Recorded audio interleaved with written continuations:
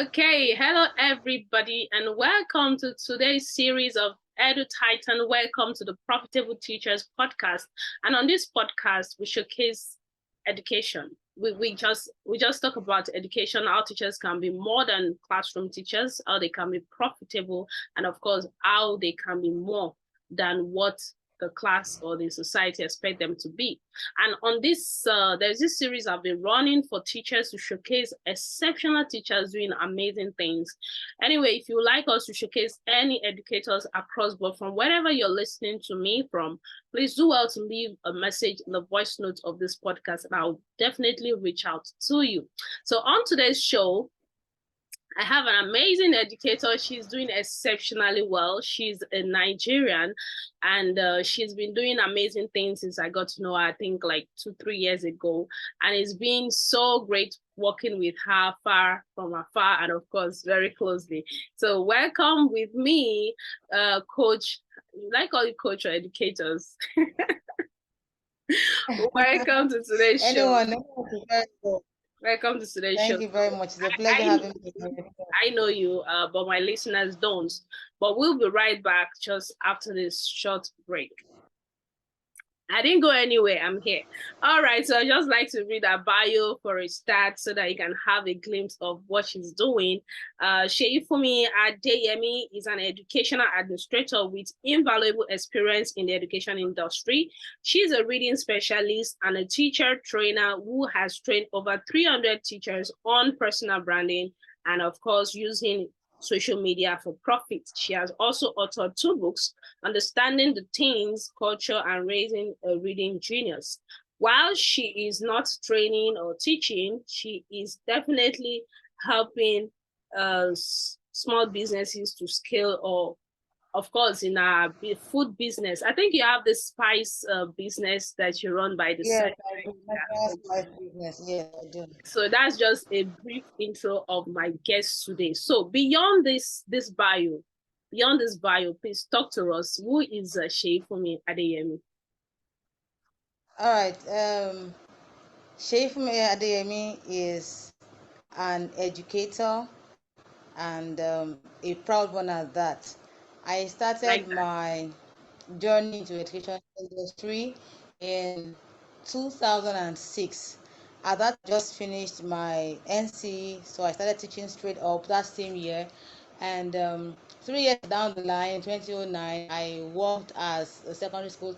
And then in 2015, I took up the role of a head of school. And currently, I head a primary school in Lagos, Nigeria. And I would say that my journey has been on an upward level because I am very key on personal development and personal branding. I do not take personal development for granted. So I engage in courses, I go for trainings, online, offline trainings. I make sure I connect with or network with a lot of global educators. My view of education is on a global perspective. Is not I am working on how we can um, uh, people in the profession, because over time my mom is a teacher but she retired in 2020. So while growing up, I didn't like what I was seeing about the profession. I didn't like how teachers were being treated. I didn't like how they were being carried. There going to come to this industry, there has to be a change, and I've been working on this with my teachers in school. Anywhere I have the opportunity to talk to teachers, I ensure that they have this courage and they see themselves on the global pedestal. And so far, like I said, you read in my bio, I have trained teachers. In 2020, I trained 300 teachers on an online community meetings online. Yes, I trained them on how to use social media to profit as teachers and school administrators. And I have a lot of mentees that are doing very well now in the education industry. So I recently I also teach children how to read, and also train teachers how to teach children how to read using a very simplified approach, the Jolly Phonics approach. And I've been doing that since 2015, and so far there's a lot of testimonials on that. So that is a bit I can say about myself. Wow, thank you so much. I think what you said earlier stood out for me, and that's one of the things that attracted me to you your skillfulness. Yes, I'll call it like your skillfulness, your zeal for learning. Every time I'm seeing, I've just done this training. I'm like, okay, okay, let's slow down. But just like you said, personal development is key if we Yes, are if we yes, are going to change the narrative in the education industry in yes, Nigeria and across yes, the globe. Because see, this stereotype of the way teachers are viewed and treated is across board. I have friends yes. in other African countries, in some part of outside Africa, and see, the reality is the same. I have this guy I follow on Instagram. I can't remember his name now. Every time he posts a video, he's an American. Every time he posts a video related to teachers' reality or teachers' life, like I see myself through it. I'm like, oh, so this thing is not a Nigerian thing. This is not an African thing. There's just this stereotype Yeah. around the profession as we have it. And so I love the fact that you have embraced personal development, which is key to any level that you want to get to. And that's one of the things that stood out for me when I was looking at who to bring up on board for this episode. Now, my next question All is, right. how can you share a pivotal moment or experience that has fueled your passion into choosing education? I mean, for me, I fought tooth and leg and neck not to be a teacher. Not I mean, like exactly. if somebody had told me 10 years ago, because being a French language expert, I could be a translator, full-time interpreter, and all of that. As a former AOP online on hair personality, I could be anything else, but not the classroom. And I know that Not the class. most teachers also have that Not the experience. class. I want to ask, Class. what was that pivotal moment that actually fueled your passion into pursuing education as a profession? Okay, okay. I'll like you said, it wasn't in my line of thought to go into education. It wasn't. I'd wanted to be an accountant. My degree in NC at the university was based on accounting and business education. So Wow. I felt that okay, I could lecture in the university. I don't want to teach in the classroom, but when I had no choice, my mom said, okay, go for this, don't stay at home. Your experience, you're so brilliant, don't just lie fallow at home. And then I went into the education industry. I went for my NC, Yeah. and the courses there, especially especially psychology, how Mm, students, how yes. humans behave, how they observe things, how they translate things, their behaviors to situations. And that intrigued me. And I felt, when I started teaching, I taught the highest class in the primary school. That was grade 5 then. And the way I saw them, because I loved pre-teenagers and teenagers, that was also a factor that That's helped me. So another I was factor. endeared to them, and I felt, if God had brought me to that place, there was a reason. And I saw, as I kept teaching, their lives got better. They would always make reference to me that thank God for, then I was Mr. Akínyìnmí, thank God for Mr. Akínyìnmí. You shaped my life, you encouraged me, you did this, you did that. So it was beyond just teaching. It went as far as molding lives. It went as far as encouraging them to become better. And that was the turning point for me. I knew that my goal or my life stay is not in the bank, it may not be in university for now, but this life that I'm touching, let me keep touching their lives. And that's how it has been for me. Wow. I think that seems to be one of the common responses I get from different educators that I talk to, the fact that they are molding life. And because if we're to look at it by the remuneration, I mean, the working environment and all the welfare that could come with the profession, it can be very, very discouraging. So knowing that passion of wanting to change life, that testimony of hearing 10 years after just seeing someone, it's like, you taught me, it was what you told me, it was what Exactly. you helped me to achieve Exactly. that brought me this far. I mean, that's one of the key things that is keeping most of us going in the profession, and of course damning all the challenges. So this will lead me to my next question now, which is, what are the challenges that you've encountered in implementing your your strategy in education generally, since you chose this profession? What are the major challenges that you can point out that you've encountered? Number one, I'll say is mindset. Right. That is one challenge. Mindset with my colleagues. If you are the minority trying to make a change where the majority have a wrong mindset, it can be very challenging. You're trying to make things right, and they feel like, are you the only one that knows it all? Do you understand? So one way I was able to turn around that challenge, although it's still a challenge now, because where I work currently, I had to like run series of trainings for my staff to be able to um blend into what I want, to be able to see themselves as global educators. But that mindset is still something that I know that affects a lot of teachers, and I know that with time, with more awareness, with more communication with them, that will change. Then secondly, the need for professional development, continuous professional development. Many schools, I don't know, I won't talk about the highbrow schools, but on the mainland in Lagos, many schools are not key on training their staff. Especially, I think, What? private schools, private.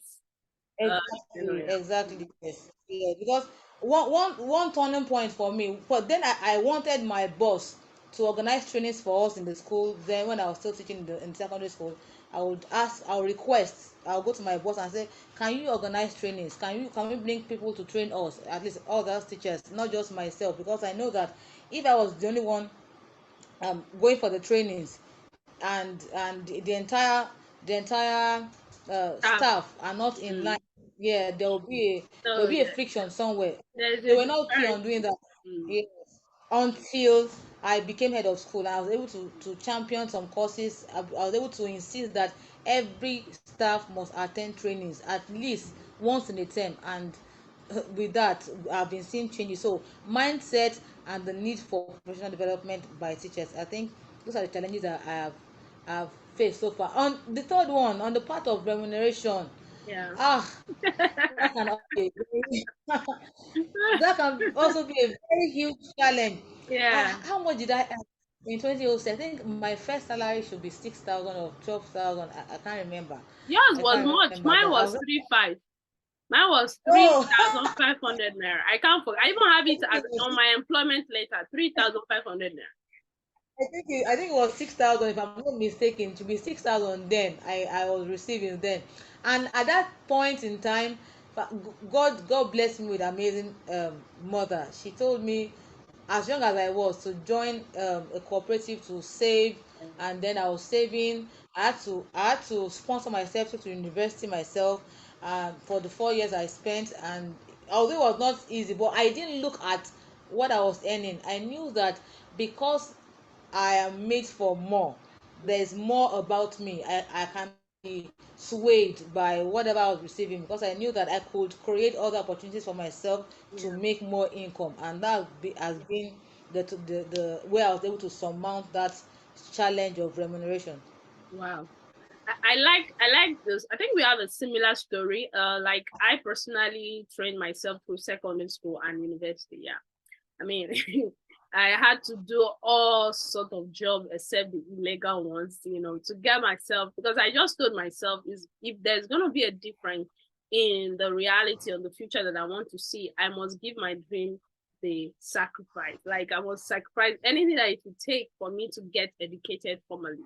So I mean, I love that. And I think I had you mention when you became school administrator. So that means that teachers are not confined to the classroom. If you develop yourself very well, you can actually attain higher position in the school or in the education Exactly. industry. Exactly. And that boils down to Yes. personal Yes. development. That boils down to personal. If you were not Exactly. developing yourself, if you were not skilled enough, if you Mm. didn't have the right mindset, you will struggle to even Mm-hmm. accept that position when it came. So I mean, that's Exactly. that's I would say, well done, well done. That is one aspect that most teachers don't look at. I've known teachers that have been in the classroom for like 10, 15, 10 years. When I joined the teaching absolutely, I told myself I'm going to work in the classroom between this time and this time. From this time upward, I'm going to move higher in the education industry. I'm going to move into this role of maybe consulting, into this role of administrative. I mean, the experience cannot be the same. The experience cannot be the same. I love that. Now let's go to the next thing that I have. I want to ask what role do you think technology and digital tools have had on the teaching profession generally, from your own perspective and from your own angle of teaching? Yes, I let me share something that happened last week. I had a meeting with my team members, and I told them that I'm going to make a proposal for us as a school to move from the level that we are in terms of tech to a higher level. And many of my staff were like, no, we are still trying to grasp what you brought for us. To figure So out how do you Google want us to move again? Classroom. I said everyone has to be ready because we are just scratching the surface of what tech is going Yes. to become. Yes. There is AI. There is a lot, and we have not even scratched. We have not even scratched it. I was in is it what's his name now? Elijah Otto's Telegram group, and I saw what AI can do for us in education. So Yeah. if I saw the lens, I saw the depth of what we could achieve if we are able to enhance these digital tools to teaching and learning. It will make our teaching very, very easy. We will go from the racking our brain looking for resources, because there are tons of resources online. Yes. There are tons of resources online if we are able to find the actual sites and get to work. Enough of waiting for data, for example. A teacher will say, I don't have data. I said, I don't have data, that is, and their social media, like you know, I don't have data. The day I told myself that my data will make money for me, I don't care about how much I spend on data. yeah, The day I told myself that. So if every teacher would brace up and know that technology might not erase teachers in the because I know there are some jobs that robots are replacing. It might not replace teachers, but it will replace teachers that do not plunge into tech. That is just it.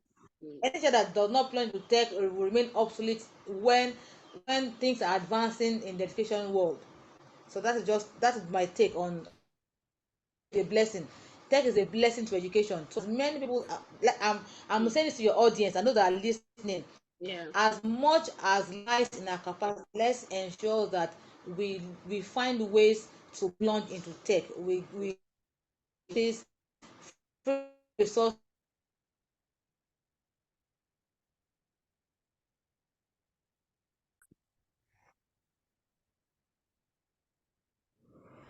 Amazing. I mean, like you said it all, teachers need to plunge into tech.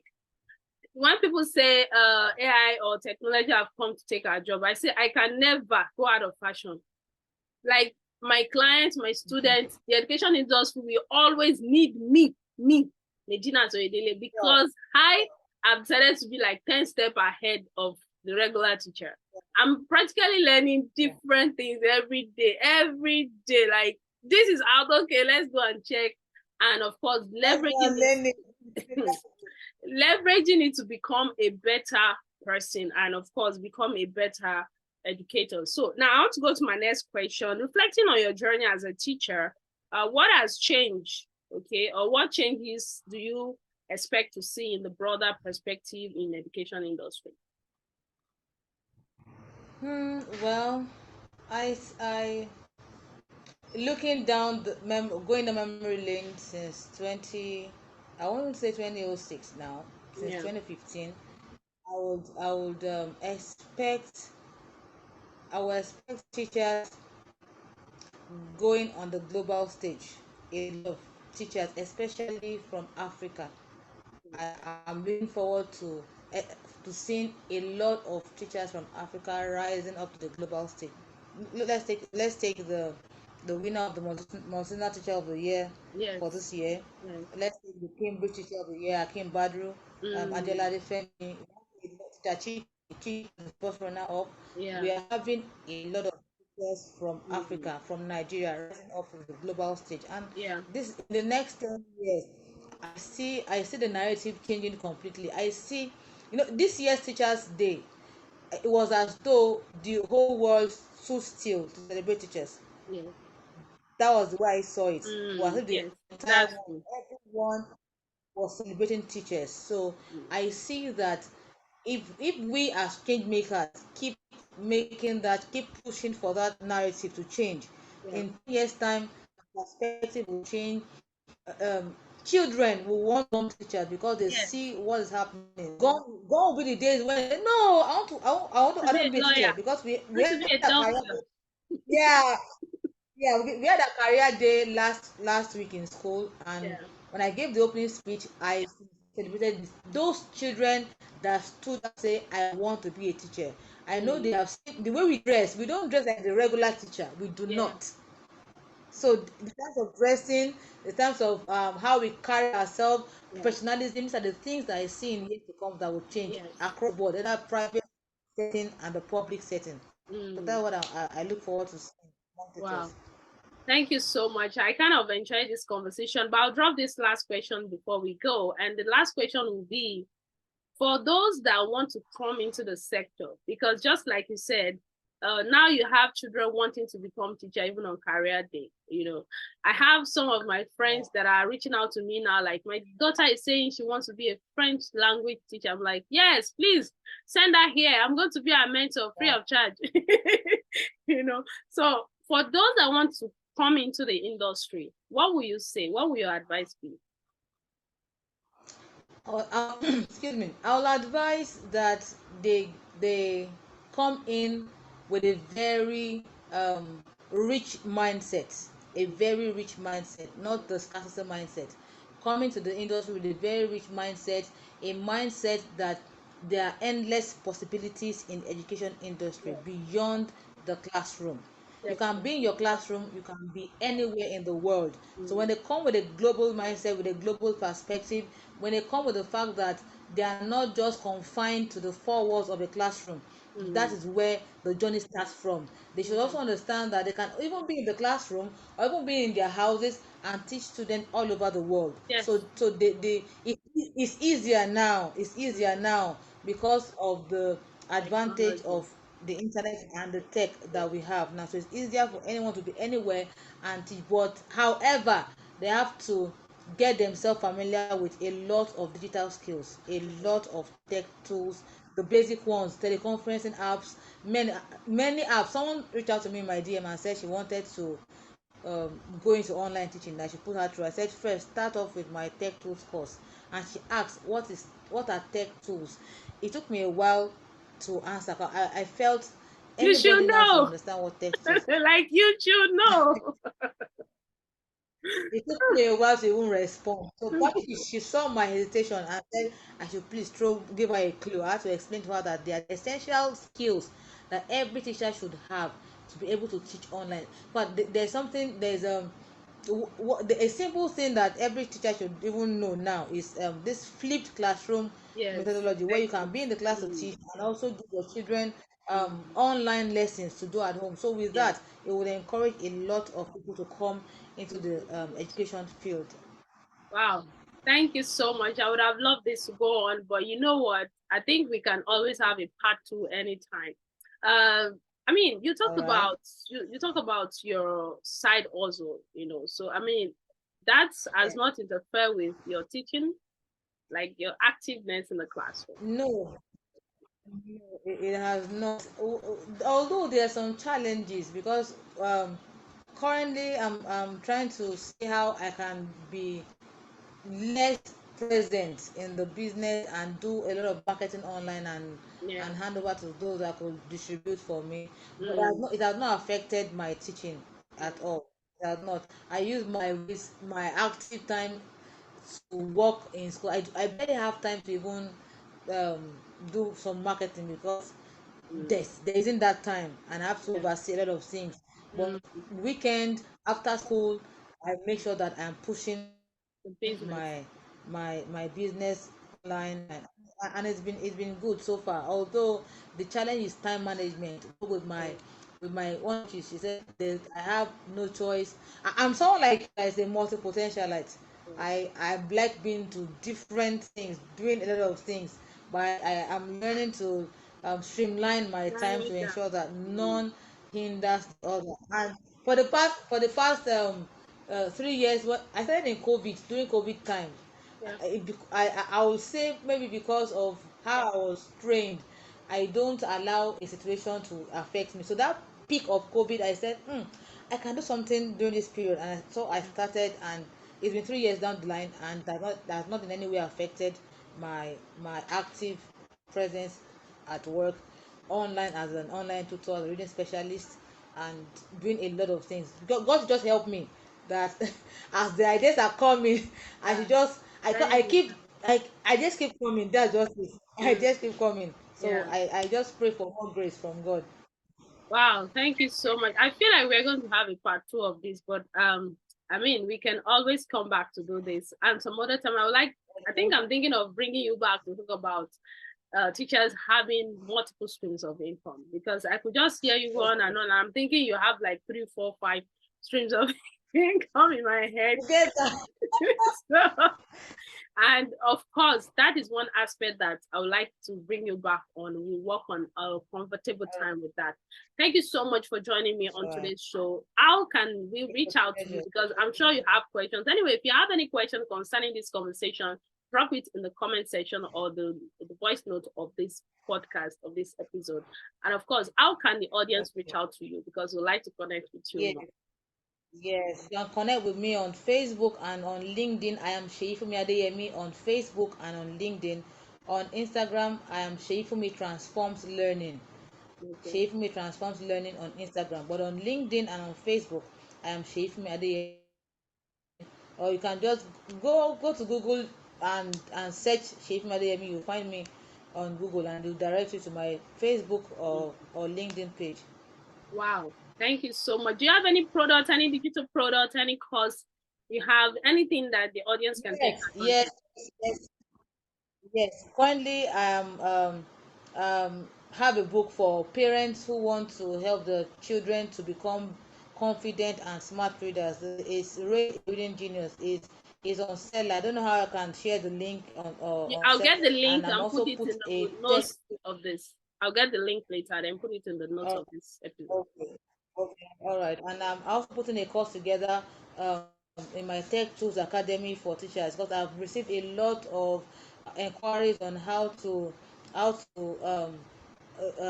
acquire tech tools to teach online. So I put together a course on that. It will be out in December, and it will be on seller though. It will be on seller also, because that's my digital for my digital program. So when out, it will be shared on social media profiles for audience and people that are interested to buy the. Thank you very much for Thank you having me on the so much platform. for, I'm really looking. thank you so much for having me. And I want to appreciate everybody that tuned in into today's episode. And of course, you can follow me on LinkedIn and Facebook. And where again? I think I'm everywhere. Like just Google Medina Toyedeli. We're everywhere. I'm everywhere. Yes. Okay. Teachers Reform Academy on Facebook. You should Yeah, join. You Teachers should Reform join Teachers Academy. Reform Academy. Yes. Thank you so much for joining me on today's episode. Till I come again with another amazing educator. Remember, I said you can nominate any teacher from any part of the world that you want them to be part of this series of Edu Titans. Edu Titans, they are educators that are not doing the usual thing. They are doing the extraordinary. They are going out of the status quo to change the narrative in the education industry. And like I said, it's not just an African thing. It's not a Nigerian thing. This stereotype, this definition of who a teacher is or who a teacher should be is a general thing, like it cuts across board. And we are changing the narrative. And this is one of the ways we want to change the narrative, create more awareness that there are teachers that are not just classroom teachers, but are exceptionally good at what they do, and they are going the extra mile. Till I come again in another episode, thank you so much for joining me. My name is Medina Oyedele. Reach out to me, connect with me, ask your questions, and we will be glad to respond with you. I wanted to start saying French, but this is not the French series. So I'm just going to say, till I come again in another episode, bye for now. All right, thank you very much.